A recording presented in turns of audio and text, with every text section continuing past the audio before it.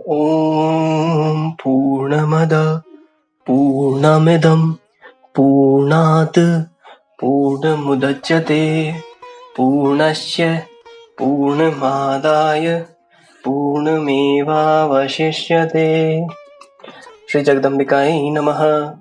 आज हम जगत जननी मां अम्बा की कृपा से चतुर्थ स्कंद का 19वां अध्याय का पठन और श्रवण शुरू करने जा रहे हैं, जिसमें देवताओं द्वारा भगवती का स्तवन, भगवती द्वारा श्री कृष्ण और अर्जुन के निमित्त बनाकर अपनी शक्ति से पृथ्वी का भार दूर करने का आश्वासन देना वर्णित है। ओम चंडिका देवी को नमस्कार है। व्यास जी बोले, हे राजन, ऐसा कहने के उपरांत भगवान विष्णु ने ब्रह्मा जी से फिर कहा, जिन भगवती की माया से मोहित रहने के कारण सभी लोग परमत्व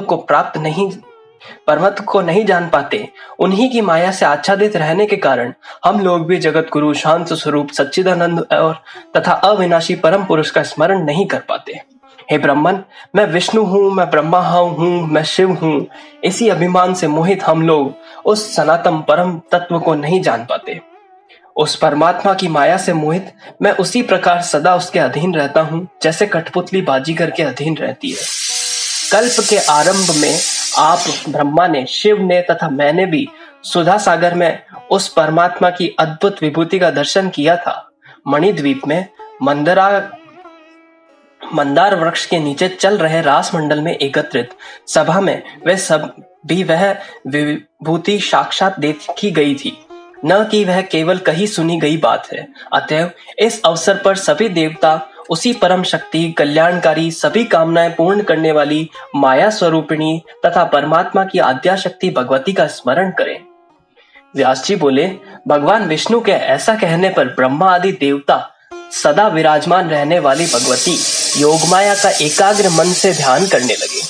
उनके स्मरण करते ही भगवती ने उन्हें प्रत्यक्ष दर्शन प्रदान किया। उस समय वे देवी जपा कुसुम के समान रक्त वर्ण से सुशोभित थीं और उन्होंने पाश, अंकुर, वर तथा अभय मुद्रा धारण कर रखी थी। उन परम सुंदरी भगवती को देखकर सभी देवता अत्यंत प्रसन्न हुए और उनकी स्तुति करने लगे।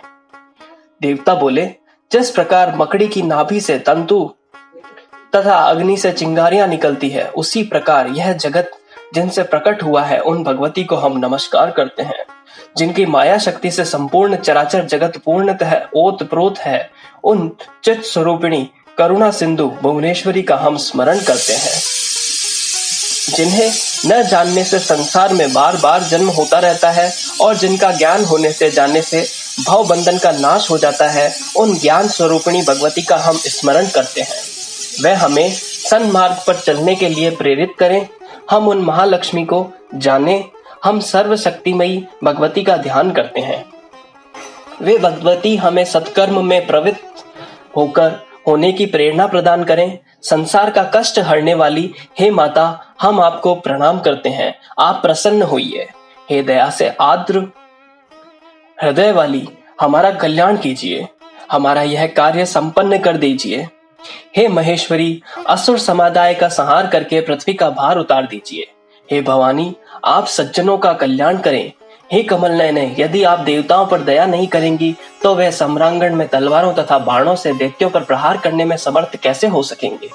इस बात को आपने स्वयं यक्षोपाख्यान प्रसंग में यक्ष रूप धारण करके, हे हुताशन, आप इस तिनके को जला दें, इत्यादि पद कथनों के द्वारा व्यक्त कर दिया है। हे माता, कंस, भौमासुर, कालयवन, केशी, बृहद्रथ पुत्र जरासंध, बकासुर, पूतना, खर तथा शाल्व आदि तथा इनके अतिरिक्त और भी जो दुष्ट राजागण पृथ्वी पर हैं, उन्हें मारकर आप शीघ्र ही पृथ्वी का भार उतार दीजिए। हे कमल नयने, जिन दैत्यों को भगवान विष्णु, शिव और इंद्र भी कई बार युद्ध करके नहीं मार सके, वे दैत्य युद्ध भूमि में आपका सुखदायक मुखमंडल देखते हुए आपकी लीला से आपके बाणों के द्वारा मार डाले गए। चंद्रकला को मस्तक पर धारण करने वाली हे देवी, विष्णु, शिव आदि प्रमुख देवता भी आपकी शक्ति के बिना हिलने डुलने तक में समर्थ नहीं है। इसी प्रकार क्या शेषनाग भी आपकी शक्ति के बिना पृथ्वी को धारण कर सकने में समर्थ है। इंद्र बोले, हे माता, क्या सरस्वती के बिना ब्रह्मा इस विश्व की सृष्टि करने में, लक्ष्मी के बिना विष्णु पालन करने में और पार्वती के बिना शिवजी संहार करने में समर्थ हो सकते हैं। वे महान देवगण उन्हीं तीनों महाशक्तियों के साथ अपना अपना कार्य कर सकने में समर्थ होते हैं। विष्णु बोले, हे अनघे, आपकी कला से रहित होकर न तो ब्रह्मा इस त्रिलोकी की रचना कर सकने में, न तो मैं इसका पालन कर सकने में, और न तो शिव इसका संहार कर सकने में समर्थ है। ये समस्त विभुओं की स्वामिनी, इसका सृजन, पालन तथा संहार करने में समर्थ निश्चित रूप से आप ही प्रतीत होती हैं। व्यास जी बोले, इस प्रकार उन देवताओं ने जब देवी की स्तुति की, तब उन्होंने उन देवेश्वरों से कहा, वह कौन सा कार्य है, आप लोग संतापित होकर बताएं, संताप रहित होकर बताएं, मैं अभी करूंगी। इस संसार में देवताओं के द्वारा अभिलषित जो असाध्य कार्य भी होगा, उससे मैं करूंगी। हे श्रेष्ठ देवतागण, आप लोग अपना तथा पृथ्वी का दुख मुझे बताइए। देवता बोले, दुष्ट राजाओं से पीड़ित यह पृथ्वी उनके भार से व्याकुल होकर रोती तथा थर थर कांपती हुई हम देवताओं के पास आई। हे भुवनेश्वरी, आप इसका भार उतार दें। हे शिवे, इस समय हम देवताओं का यही अभिष्ट कार्य है। हे माता, पूर्व काल में आप अत्यधिक बल संपन्न दानव महिषासुर का वध कर चुकी हैं। इसके अतिरिक्त आप उसके करोड़ों सहायकों शुंभ, निशुंभ, रक्तबीज, महाबली, चंड, मुंड, धूम्रलोचन, दुर्मुख, दुस्सह, अतिशय बलवान कराल तथा उन दूसरे भी अनेक क्रूर दानवों को मार चुकी हैं। उसी प्रकार आप हम देवताओं के शत्रु रूप सभी दुष्ट राजाओं का वध कर दीजिए। दुष्ट राजाओं का वध करके पृथ्वी का दुस्सह भार उतार दीजिए। व्यास जी बोले, हे राजन, देवताओं का ऐसा कहने पर नीले नेत्र प्रांत वाली कल्याणमयी भगवती हंसकर मेघ के समान गंभीर वाणी में उनसे कहने लगी। श्रीदेवी बोली, हे देवताओं, मैंने यह पहले से ही सोच रखा है कि मैं अंशावतार धारण करूं, जिससे पृथ्वी पर से दुष्ट राजाओं का भार उतर जाए। हे महाभाग देवताओं, मंद तेज वाले जरासंध आदि जो बड़े बड़े दैत्य राजागण हैं, उन सबको मैं अपनी शक्ति से मार डालूंगी। हे देवतागण, आप लोग भी अपने अपने अंशों से पृथ्वी पर अवतार लेकर मेरी शक्ति से युक्त होकर भार उतारें। मेरे अवतार लेने से पूर्व देवताओं के प्रजापति कश्यप अपनी पत्नी के साथ यदुकुल में वसुदेव नाम से अवतीर्ण होंगे। उसी प्रकार भृगु के शाप से अविनाशी भगवान विष्णु अपने अंश से वहीं पर वसुदेव के पुत्र के रूप में उत्पन्न होंगे। हे श्रेष्ठ देवताओं, उस समय मैं भी गोकुल में यशोदा के गर्भ से उत्पन्न होंगी और देवताओं का सारा कार्य सिद्ध करूंगी। कारागार में अवतीर्ण हुए कृष्ण रूपधारी विष्णु को मैं गोकुल में पहुंचा दूंगी और देवी के गर्भ से शेष भगवान को खींचकर रोहिणी के गर्भ में स्थापित कर दूंगी।